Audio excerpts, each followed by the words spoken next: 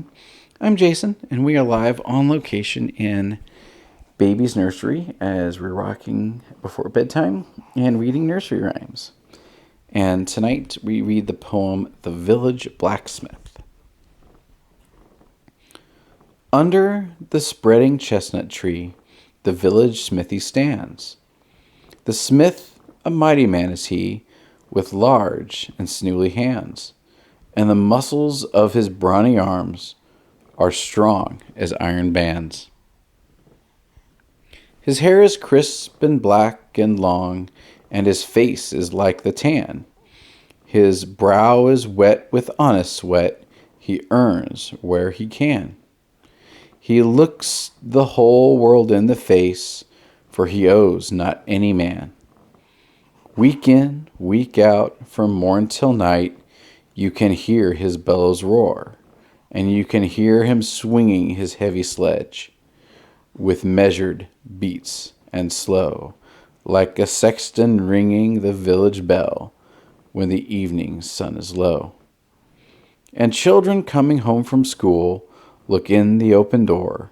They love to see the flaming forge and hear the bellows roar, and catch the burning sparks that fly like chaff from the threshing floor.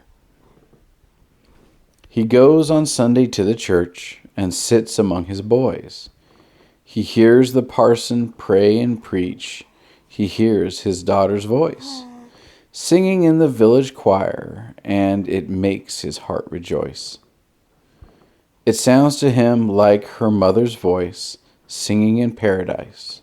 He needs must think of her once more, how in the grave she lies, and with his hard, rough hands he wipes a tear out of his eyes.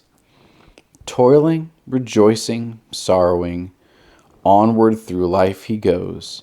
Each morning sees some task begin, each evening sees it close.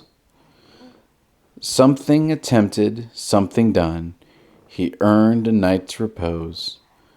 Thanks to thee, my worthy friend, for the lesson thou hast taught. Thus, at the flaming forge of life, our fortunes must be wrought. Thus, on its sounding anvil shaped, each burning deed and thought. The end. That was by Henry W. Longfellow.